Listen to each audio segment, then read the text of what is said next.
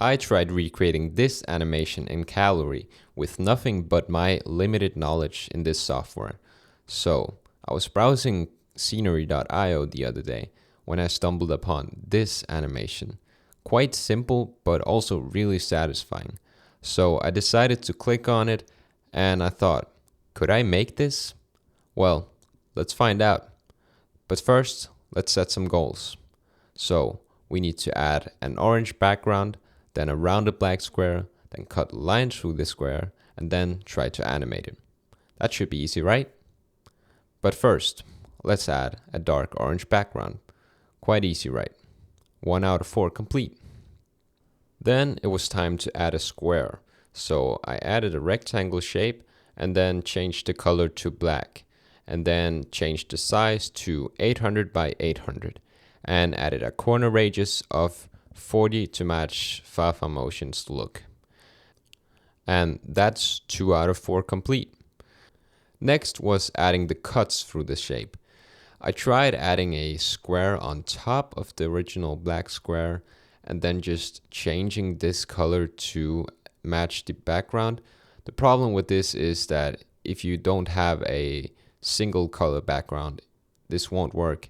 And you can see that we won't be able to get this bevel on the inner sides of the black square. So scratch that.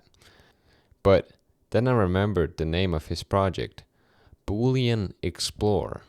And by the way, scenery includes all of the elements that's been used in the project, which really helped me through this project.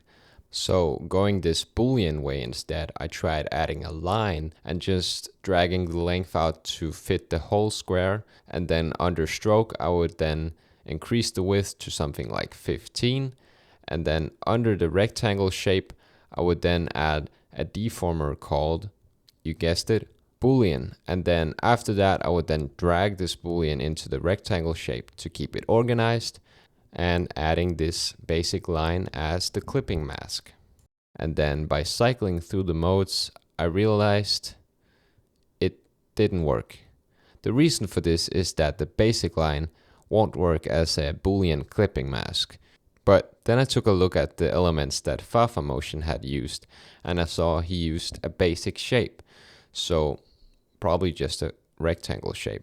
So I tried adding that and doing the same thing again, adding the new shape as a clipping mask and then changing the clipping mode to subtract, and then finally disabling the new shape.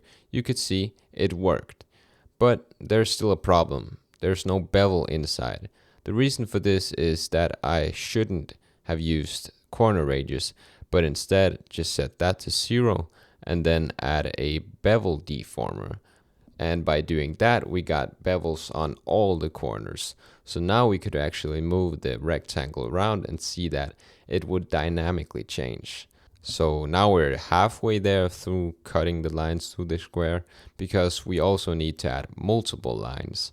So to do that, I decided to first of all rename the rectangle shape to something like line, I guess that's what it is.